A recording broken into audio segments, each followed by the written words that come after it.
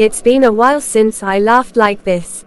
I needed this evening. Yeah, it's nice. You always bring this energy. Sometimes too much of it. Too much. You're loud sometimes, Lisa. You don't notice, but the whole room looks at you when you laugh. I know you mean well, but not everyone likes that kind of attention, Lisa.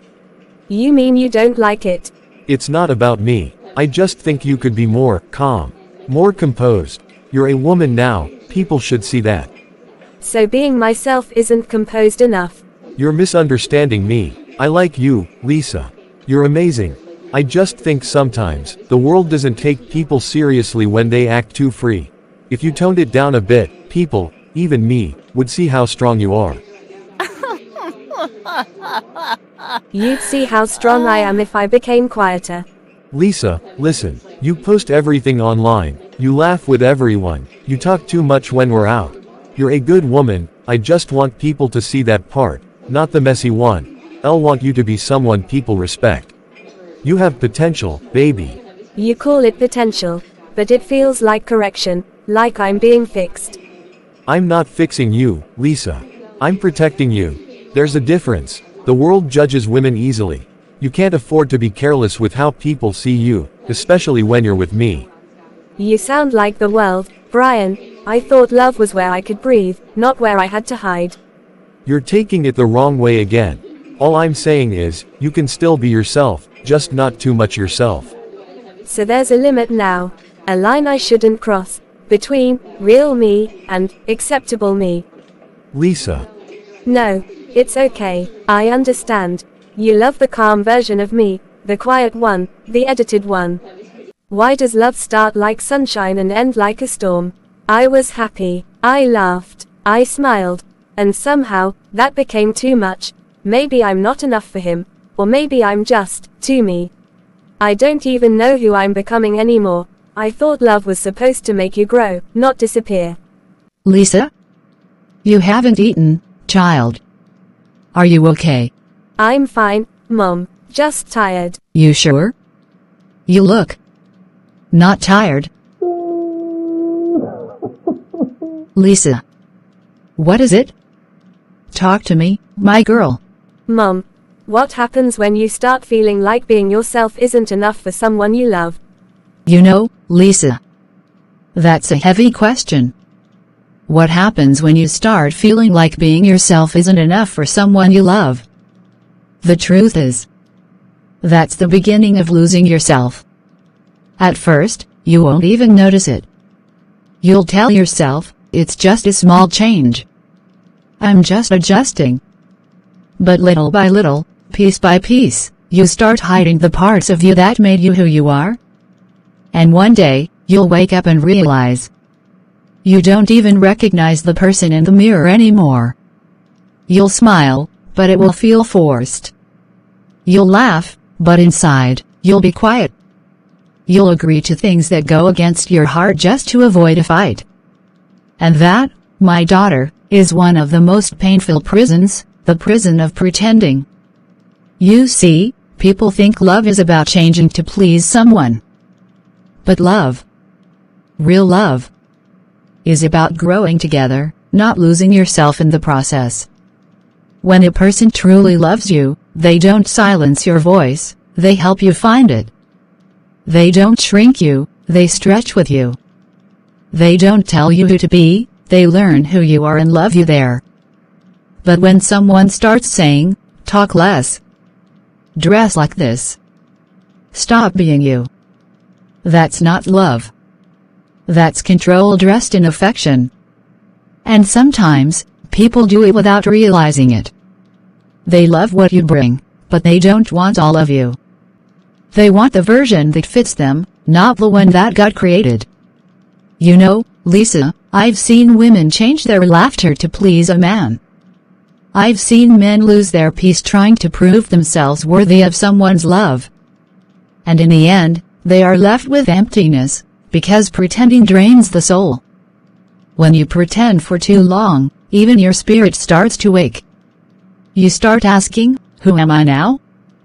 Because the more you fake it, the more you lose it, the you that God handcrafted.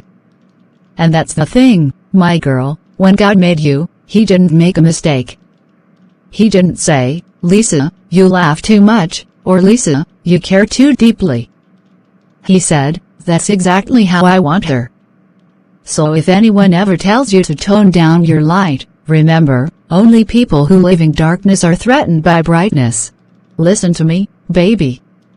Never, ever let someone make you feel like your authenticity is too much. The right people will celebrate it.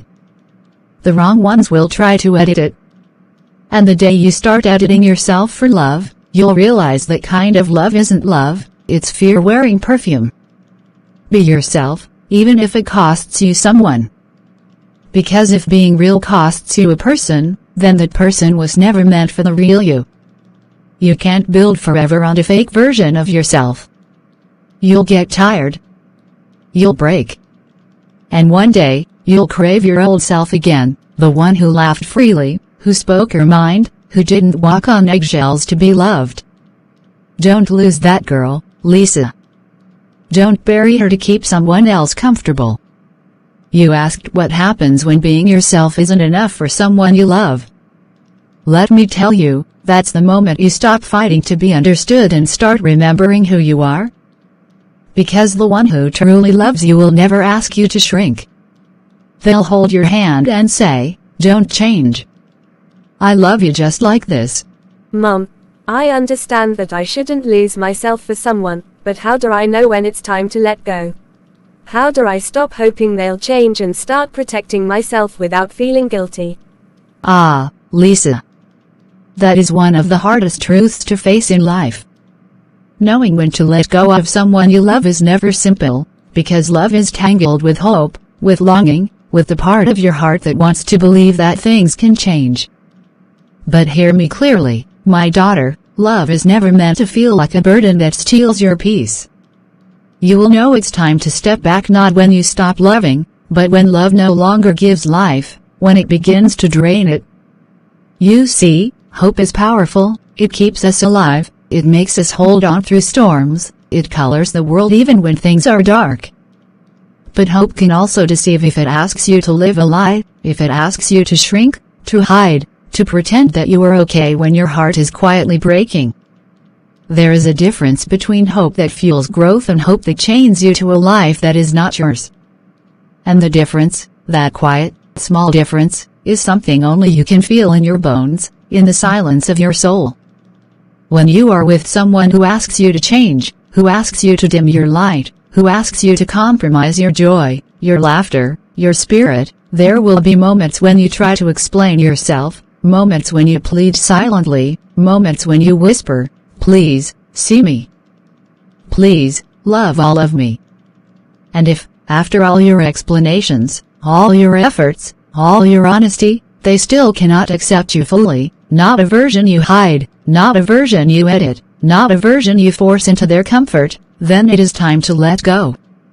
Letting go is not weakness. It is not surrender. It is clarity. It is self-preservation. It is saying to yourself, "I am more than the love that does not see me, I am more than the arms that cannot hold all of me." And I want you to understand something else, my girl, letting go does not mean you stop loving. Letting go does not mean you stop hoping for people to see the good, the beautiful, the authentic you. Letting go means you stop hoping for what they cannot give. Letting go is choosing to protect the heart God gave you, choosing to live in peace rather than in endless compromise. You are not failing, you are not weak, and you are not cruel. You are wise enough to see the truth and brave enough to choose life over pain. There will be guilt. There will be tears. There will be quiet moments when your chest feels heavy, when your mind asks, "Am I being selfish?" But know this, choosing yourself is never selfish. Choosing yourself is choosing the life God made for you, the joy that belongs to your spirit, the laughter that was never meant to be hidden. Guilt is the echo of fear, not of truth. You do not owe anyone the version of yourself that is forced, that is small, that is bending to fit into someone else's mold.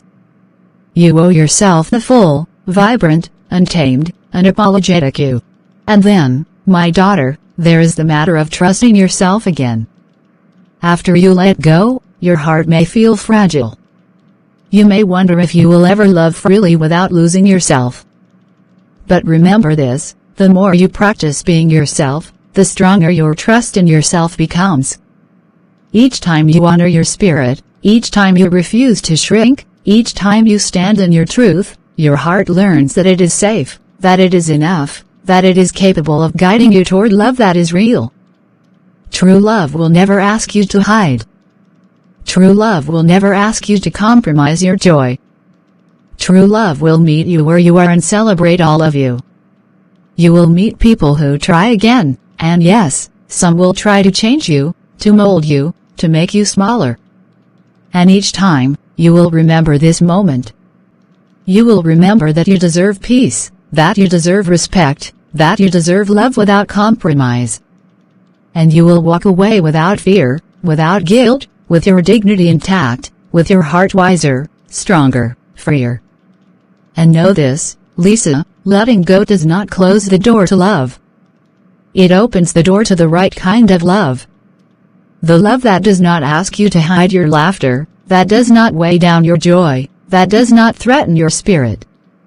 The love that makes your soul breathe, that makes your heart dance, that affirms, every single day, that you are enough, exactly as you are. And that love, my girl, is the only love worth holding.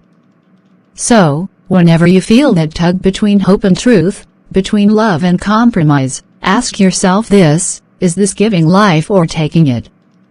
Is this freedom or chains? Is this peace or tension? And trust the answer that rises from the core of your being, from the part of you that God Himself placed in your chest. Trust that. Protect that. Honor that. And you will never be alone. You will never be lost. You will always have yourself, and when you have yourself, the right people, the right love, will follow.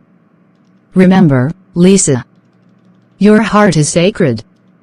Your spirit is sacred. Your life is sacred. Never settle for love that asks you to be less than the fullness of who God made you.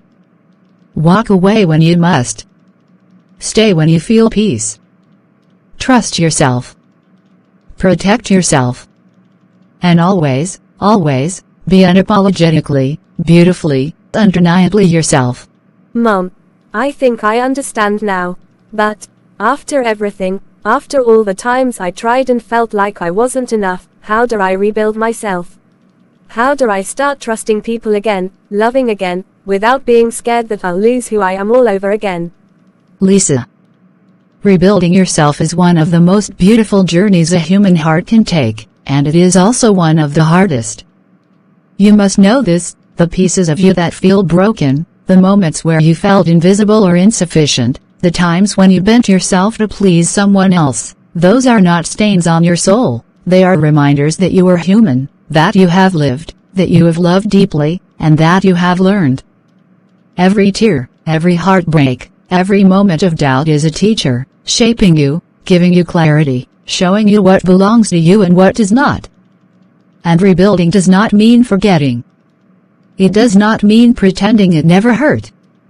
It means embracing every part of yourself, even the scared parts, even the fragile parts, and giving them space to heal, to grow, to shine again. You begin by remembering who you are at your core, the parts of yourself that no one can take away. Your laughter, your voice, your dreams, your heart, these are yours. Hold them close. Celebrate them. Speak to them gently every day, and remind them that they are enough.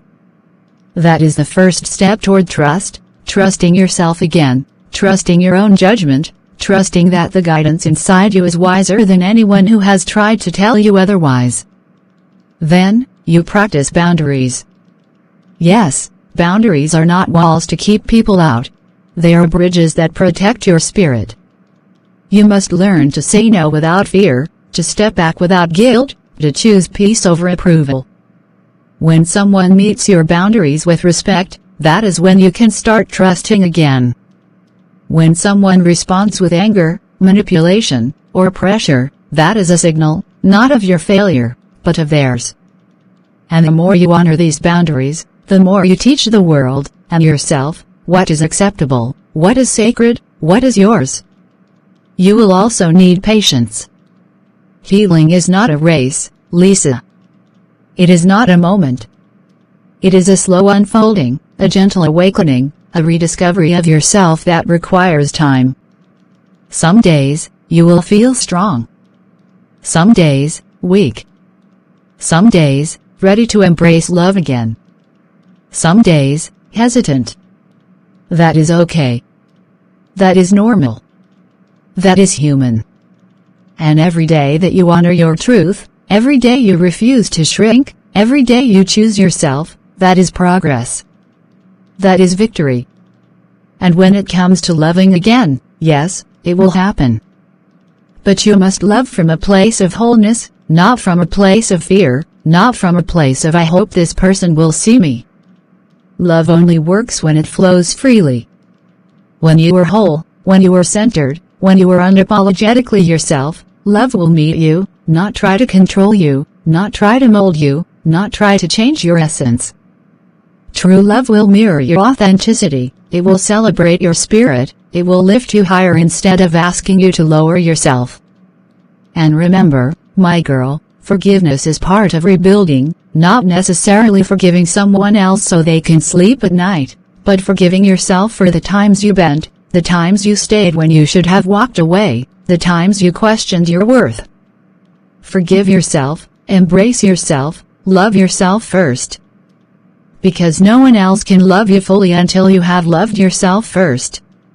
And the more you practice this, the more your heart will recognize the people and the love that belongs to you, the ones who will walk beside you without asking you to hide, without asking you to change, without asking you to be anyone other than who you are. Lisa. This journey is not easy, but it is sacred. Every step you take toward yourself is a victory. Every moment you honor your own soul is a triumph. And one day, when you look back, you will see that every tear, every heartache, every moment of feeling not enough was actually guiding you toward the love, peace, and life you were always meant to have. You will laugh freely again. You will speak your mind boldly again. You will love openly again, and this time, your love will never require you to hide, to shrink, or to lose yourself. And that, my daughter, is the true gift of rebuilding, not just finding love again, but finding yourself again, fully, completely, unapologetically. And so, my girl, protect your heart, trust your spirit, honor your boundaries, forgive your past, embrace your truth, and walk forward with courage.